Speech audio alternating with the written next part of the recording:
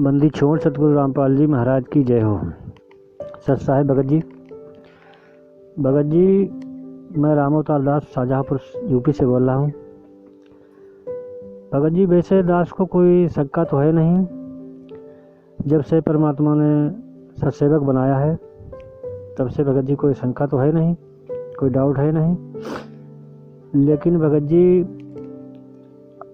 आपसे एक भगत जी ने बात की थी कि जैसे पूजा स्थल पर अपना जो फ़ोटो लगाते हैं उसमें बीच में अपने सतगुरुदेव जी का फ़ोटो होता है और ऊपर नीचे दाएं बाएं गरीबदास जी महाराज, चितानंद जी महाराज और स्वामी रामदेवानंद जी महाराज, तो ये फ़ोटो लगे होते हैं भगत जी। तो उस भगत जी ने कहा था कि क्यों ना इन फ़ोटोओं को हटा करके एक ही अपने सतगुरुदेव जी का फ़ोटो लगाएं, क्योंकि ये सब हैं तो एक ही आत्मा, परमात्मा के स्वरूप है। तो भगत जी, सही भी है कि हमारी आस्था तो परमात्मा में होनी चाहिए, और वो है भी, क्योंकि हमारे सतगुरु रामपाल जी महाराज स्वयं पूर्ण ब्रह्म परमेश्वर कबीर साहब ही हैं।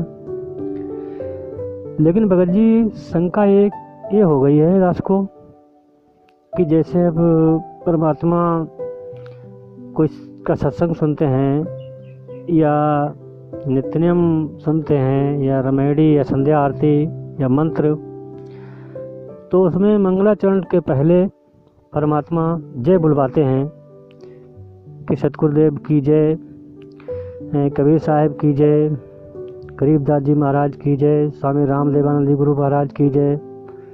तो भगत जी, ये जय बोलनी चाहिए कि नहीं बोलनी चाहिए? भगत जी, ये शंका हो गई दास को थोड़ी, इसका समाधान करें। और तो कोई शंका है नहीं दास को भगत जी। सत साहेब जय हो। बंदी छोड़ की। बंदी छोड़ सतगुरु रामपाल जी महाराज जी की जय हो। सत्साई भगत जी। देखिए भगत जी, शंका होना कोई बड़ी बात नहीं है। जब तक हम परमेश्वर के ज्ञान को अच्छी तरह से नहीं समझ पाते हैं और उतना नहीं समझ पाते हैं जितना हमें पर्याप्त है, तब तक शंका होना स्वाभाविक सी बात है।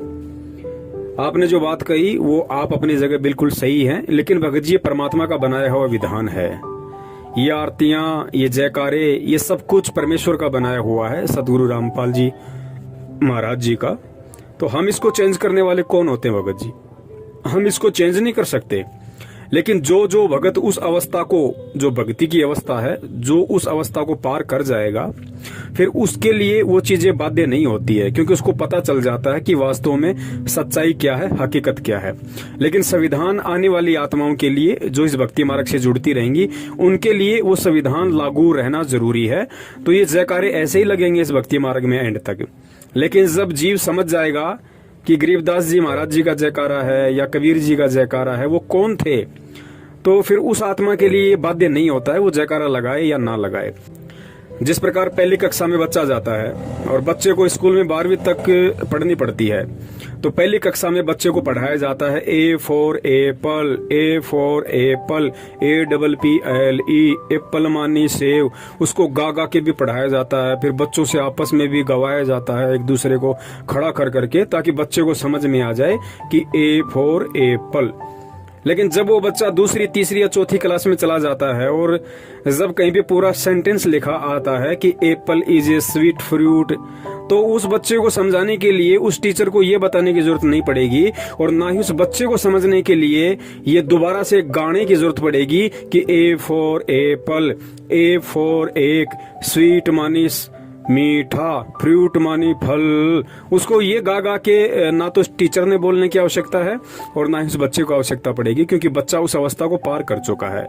लेकिन वो ए फॉर एप्पल गाने वाली जो विधि है वो ज्यों की त्यों रहेगी, क्योंकि नए बच्चे भी तो स्कूल में एडमिशन लेंगे जिनको अभी तक पता ही नहीं कि एप्पल होता क्या है।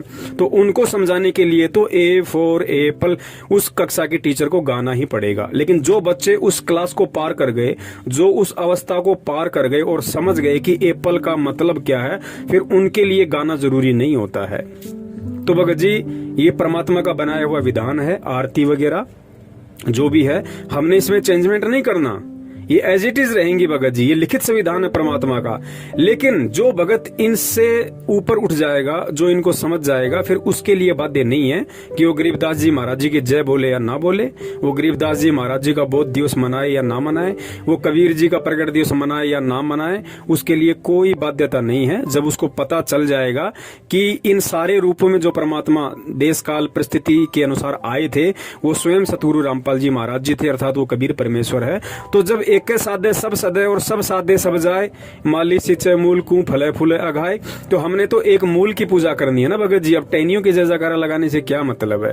ठीक है, लगा भी सकते हैं, उसमें भी कोई दिक्कत नहीं है, और ना लगाओगे उसमें भी कोई दिक्कत नहीं है। यदि आपने ये ज्ञान समझ के अपने दिलो दिमाग में ये धारणा बना ली कि वास्तव में सतगुरु रामपाल जी महाराज जी स्वयं कबीर परमेश्वर हैं और उनकी पूजा साधना से ही हमारे सारे कार्य सिद्ध होंगे, एक उनके जयकारे से ही हमारे सर्व कार्य सिद्ध होंगे, फिर उस भक्तात्मा के लिए वो बाध्य नहीं है।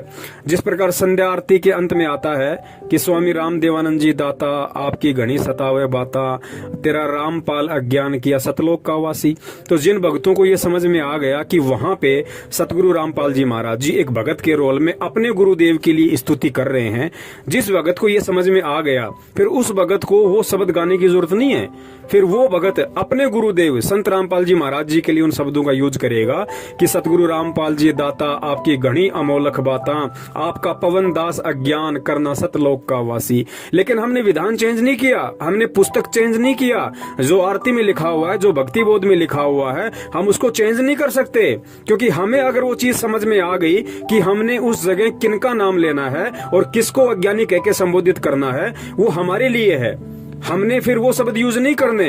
लेकिन आने वाली जो आत्माएं हैं इस भक्ति मार्ग में जो एडमिशन लेंगी, उनको तो भगत जी वो स्वामी राम देवानंद जी दाता आपकी घनी सतावे बाता, तेरा रामपाल अज्ञान, हो सकता है साल भर तक वो आत्मा उस शब्द को बोलेंगी, 2 साल तक भी बोले, जब तक उसको कंप्लीटली इस बात का पता ना चल जाए कि वास्तव में ये शब्द यहाँ पे सतगुरु रामपाल जी महाराज जी ने किस मकसद से बोले हैं और किसके लिए बोले हैं, और हमने इन शब्दों का यूज अब यहाँ पे किसके लिए करना है और किस मकसद से करना है। तो वर्तमान में थोड़ी देरी लग रही है भक्तों को समझने में, लेकिन आज वर्तमान में जो भगत भाई बहन केवल अपने गुरुदेव का वहां पे शब्द यूज ना करके अपना शब्द यूज कर रहे हैं कि आपका पवन दास अज्ञान करना सतलोक का वासी, तो आने वाले समय में जब ये वीडियो समाज में जाएंगे, प्रसारित होंगे, तो भगत जी शुरू से ही आत्मा उन आरतियों में केवल अपने ही गुरुदेव का शब्द यूज करेंगी कि सतगुरु रामपाल जी दाता आपकी घनी अमोलक बाता, आपका पवन दास अज्ञान करना सतलोक का वासी। जैसे दास बोलेगा तो अपना पवन दास का नाम लेगा, और आप बोलोगे तो आप बोलोगे कि आपका राम अवतार अज्ञान करना सतलोक का वासी।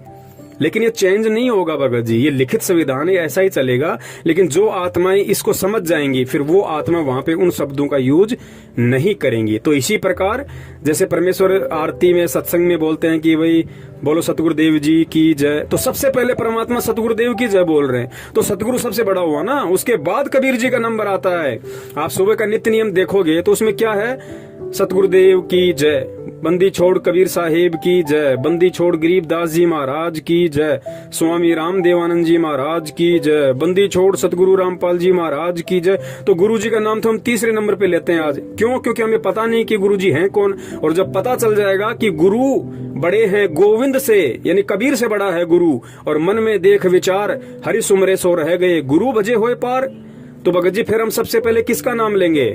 बोलो सतगुरुदेव की जय, बंदी छोड़ सतगुरु रामपाल जी महाराज की जय। उसके बाद यदि आप कबीर जी जो परमात्मा का एक भिन्न स्वरूप था, गरीबदास जी महाराज जी जो उनका एक भिन्न स्वरूप था, आप चाहें तो उसका भी नाम ले सकते हैं, ना चाहें तो कोई बड़ी बात नहीं, इसमें आपको कोई हानि कोई नुकसान नहीं है।